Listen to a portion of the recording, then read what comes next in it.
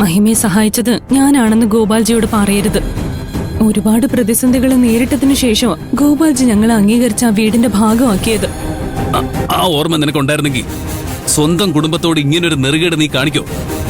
നമ്മുടെ അച്ഛൻ നമ്മളെ ഏറ്റവും ആദ്യം പഠിപ്പിച്ചത് ആത്മാർത്ഥതയുടെ വിലയാ. എന്നിട്ട് അദ്ദേഹത്തിന്റെ മകള് തന്നെ ഇങ്ങനെ ആയിന്ന് കാണുമ്പോ അച്ഛന്റെ ആത്മാവ് എന്തുമാത്രം വേദനിക്കും. ഗിരിയേട്ടൻ എനിക്ക് ഒരു അവസരം കൂടി തരണം. സത്യം അറിഞ്ഞ ഗോപാൽജി നാളെ വീണ്ടും പെരുവഴിയിലേക്ക് ഇറക്കി വിടും. ഞങ്ങളെ കുറിച്ച് ചിന്തിച്ചില്ലെങ്കിലും കുഴപ്പമില്ല, ഞങ്ങളുടെ കുഞ്ഞിനെ കുറിച്ചെങ്കിലും ചിന്തിച്ചൂടെ? മോഷണം പോരാഞ്ഞിട്ട് അവള് പാൾമാറാട്ടത്തിന് ഇറങ്ങിയിരിക്കുവാണല്ലോ, അതും സർക്കാർ ഉദ്യോഗസ്ഥന്മാരുമായിട്ട്. എത്ര വർഷം കിടക്കാനുള്ള വകുപ്പാണെന്ന് നമുക്കറിയില്ല. നീ മഹിമയെ വേഗം വിളിച്ച് തടയാൻ നോക്ക്. മഹിമയെ വിളിച്ചിട്ടൊന്നും ഒരു കാര്യവുമില്ല. അവള് കേൾക്കാൻ പോകുന്നില്ല. അവൾ അധികം വൈകാതെ ഗോപാൽജിയുടെ ഓഫീസിലെ നാടകക്കാരുമായിട്ട് എത്തും.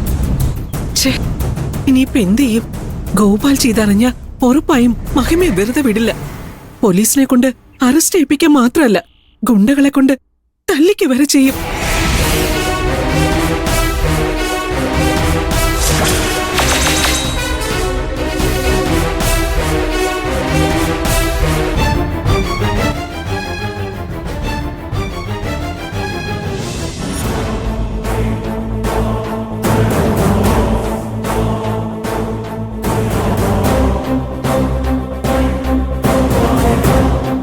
ഞാൻ പറയുന്നത് സാറ് ശ്രദ്ധിച്ച് കേൾക്കണം. എല്ലാത്തിനും ഞാൻ വ്യക്തമായ തെളിവുകൾ തരാം, അതനുസരിച്ച് ചെയ്താൽ മതി.